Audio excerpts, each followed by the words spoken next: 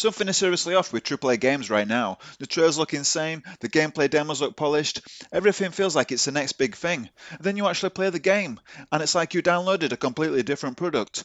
Not slightly different, not, oh, it needs a patch. I'm talking, what is this? Levels of different. And the weirdest part, everyone just accepts it now, like it's normal. So today, we're going to talk about it, because AAA games in 2026 aren't just disappointing anymore, they're straight up lying to you. Let's start with the biggest trick in the book, trailers. Now don't get me wrong, trailers have always been polished, that's not new. But what we're seeing now is there's something else. What you're being shown isn't the game, it's a vertical slice. A perfectly crafted, hand-picked, heavily controlled version of the game designed to do one thing, sell you a dream. Perfect lighting, perfect performance, perfect moments, no bugs, no frame drops, no jank animations, just the best possible version of something that doesn't fully exist yet.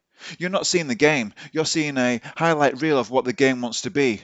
And by that time, you realise that you've already paid. Then comes launch day. This is where the mask slips. Take games like Crimson Desert. This was supposed to be one of the biggest releases, massive hype, massive expectations, and then the players got their hands on it, and suddenly we're talking about clunky controls, performance issues, systems that feel unfinished. That gap between what was shown and what we got, that's a problem. Same thing with Battlefield 6. Big promises, big return to form.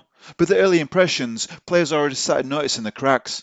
And then you've got something like John Carpenter's Toxic Commando, a game that looked like chaotic fun in the trailers. But once people actually played it, the conversation changed very quickly. And this has become a pattern. Not a one-off, not bad luck, a pattern. You didn't buy a finished game, you bought the idea of what the game might become later.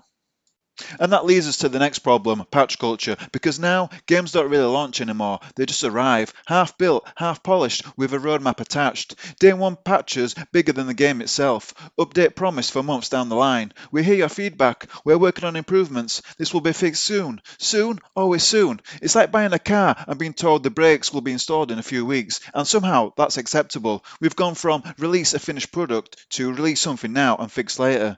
And the scary part is, it works, because people keep buying.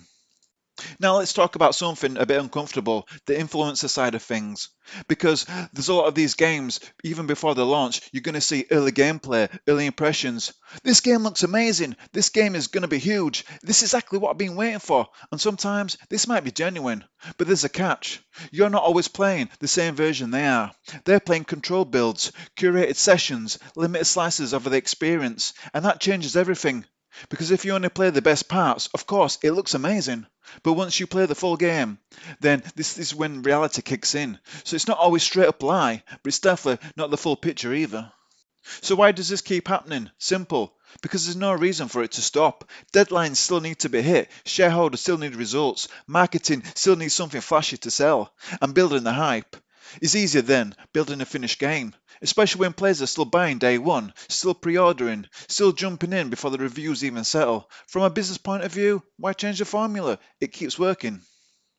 And this is where it gets real, because we're part of the problem too. We see the trailer, we feel the hype, we convince ourselves, this one will be different. So we pre-order, we jump in early, we defend it at launch, and then a few weeks later, we're saying the same thing again. Give it time, they'll fix it, it has potential. Potential? That word carries the entire AAA industry right now. But here's the thing, not every game is like this, and when a game actually launches complete, polished, working as expected, it stands out immediately, because the bar has dropped so low that doing the basics right now feels impressive again, and that's crazy when you think about it. So no, not every AAA game is lying to you, but enough of them are. That may be time to stop trusting what you see at first glance. Wait, watch real gameplay, listen to actually player feedback, and then decide. Because right now, the biggest problem is AAA gaming. It isn't just broken launchers, it's blind hype. And until that changes, this cycle isn't going anywhere.